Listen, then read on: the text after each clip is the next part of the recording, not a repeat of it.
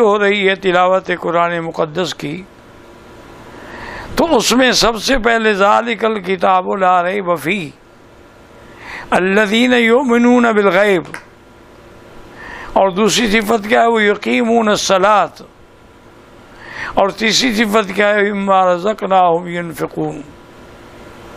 اور آگے کیا ہے کہ والذین یؤمنون بما انزل الیک، یہ پانچویں صفت ہے کہ میرے محبوب جو ایمان لائے اس قرآن پہ جو آپ کی طرف اتارا گیا، وما انزل من قبلک، اور ان کتابوں پہ جو آپ سے پہلے اتاری گئیں۔ تو اس کا مطلب ہے کہ آپ کے بعد کوئی کتاب نہیں، آپ کے بعد کوئی دین نہیں، آپ کے بعد کوئی شریعت نہیں۔ اسی لیے بڑے بڑے محدثین اور علماء جب اس حدیث مبارک کی تلاوت کرتے ہیں کہ انا خاتم النبیین لا نبی بعدی،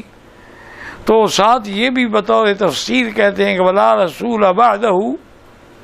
لا نبی بعدہ ولا رسول بعدہ ولا کتاب بعد کتابہ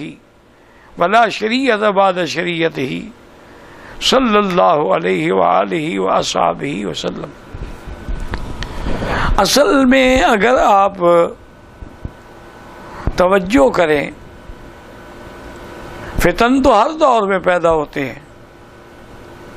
اور اس فتنے کے بارے میں تو خود حضور پاک نے اپنی زندگی میں فرما دیا تھا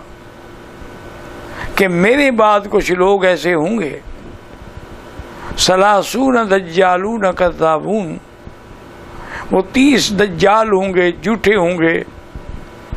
وہ دعویٰ کریں گے اور گمان کریں گے کہ ہم نبی ہیں، لیکن اللہ نبی بعدی، میرے بعد کوئی نبی نہیں ہے۔ اور اسی لیے حضور کے زمانے میں ہی مسیلمۃ الکذاب پیدا ہوئے، لیکن اللہ تبارک و تعالی کی شان ہے کہ حضور صلی اللہ علیہ وسلم کے بعد سیدنا ابو بکر صدیق نے جو سب سے عظیم کام کیا وہ یہی تھا کہ مسیلمۃ الکذاب کا مقابلہ کیا اور اس جھوٹے نبی مرتد کو کیفر کردار تک پہنچایا۔ اسی لیے حضرت مولانا ابو الحسن علی ندوی رحمۃ اللہ علیہ جو عظیم عالم اسلام کی شخصیت ہیں، انہوں نے ایک کتاب بھی لکھی تھی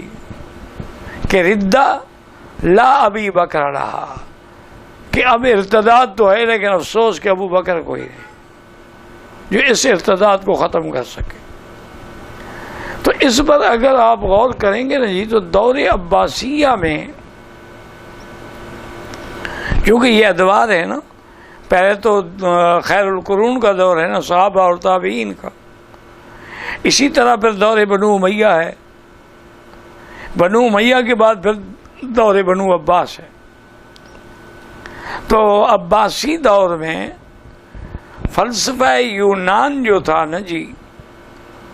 اس کو عربی زبان میں ڈالا گیا، اور اسی سے یہ سارے فتنوں کی ابتدا ہوئی، کیونکہ فلسفہ یونان جو ہے وہ تو سائنس پر اعتماد کرنے والی ایک تھیوری ہے، لیکن الحمدللہ اس وقت بھی علماء نے اس کا ڈٹ کے مقابلہ کیا اور دو جماعتیں ہو گئی۔ ایک جماعت تو وہ تھی، انہوں نے کہا ہمارا ایمان وحی پہ ہے، ہمارا ایمان کوئی سائنس پہ تھوڑا ہے، ہمارا ایمان کسی فلسفے پہ نہیں ہے، ہمارا ایمان جو ہے وہ وحی پہ ہے، قرآن پہ ہے، فرمان رسول پہ ہے۔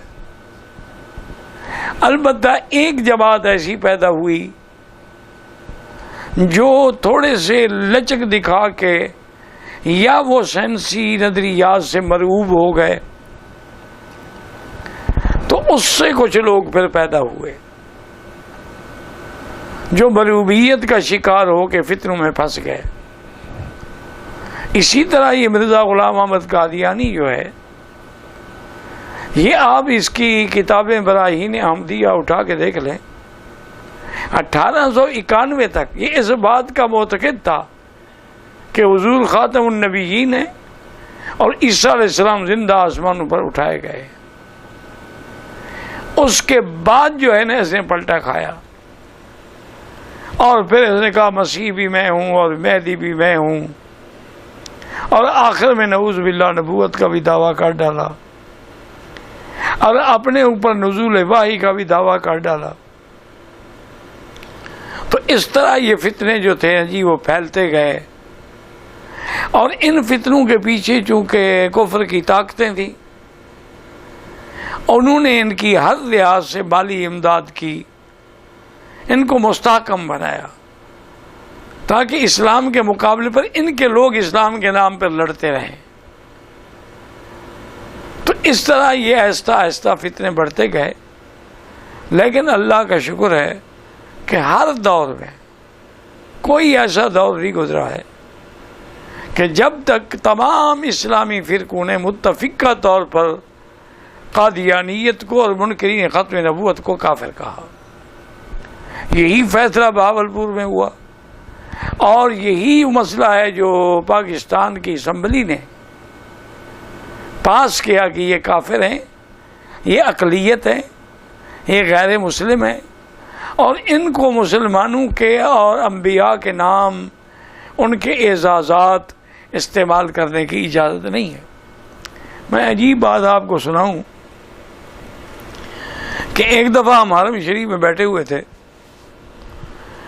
مفتی محمود رحمۃ اللہ علیہ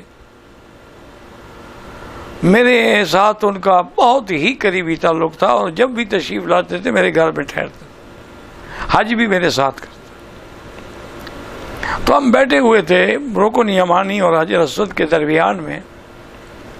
اتفاق سے باتیں چل پڑی، تو مفتی صاحب نے کہا کہ مکی صاحب، میں اللہ کے آگے بڑا روتا تھا، گڑ گڑاتا تھا، تہجد میں بھی روتا تھا کہ یا اللہ، میں ایک قرآن و حدیث پڑھانے والا بندہ، ساری زندگی جس نے حدیث پڑھائی ہو، ساری زندگی جس نے فقہ پہ کام کیا ہو، میرے کس گناہ کی سزا ہے کہ میں اسمبلی میں آ گیا، اور اسمبلی بھی ایسی کہ جس کے اندر نعوذ باللہ ایسی عورتیں ہیں جو اس طرح ماشاءاللہ بن سنور کے آتی ہیں جیسے کسی فلم کی سٹوری کے لیے انہوں نے اپنے آپ کو پیش کیا ہو، اور جس انداز میں وہ تضحیق کرتی ہیں علماء کی، داڑھی والوں کی، مذہب کی، تو میں حیران ہوتا تھا کہ اللہ میری کس گناہ کی سزا ہے۔ بعد میں انہوں نے کہا کہ مکی صاحب، جب قادیانیت کا مسئلہ چلا اور جب مرزا ناصر جو ہے وہ اسمبلی میں آیا اور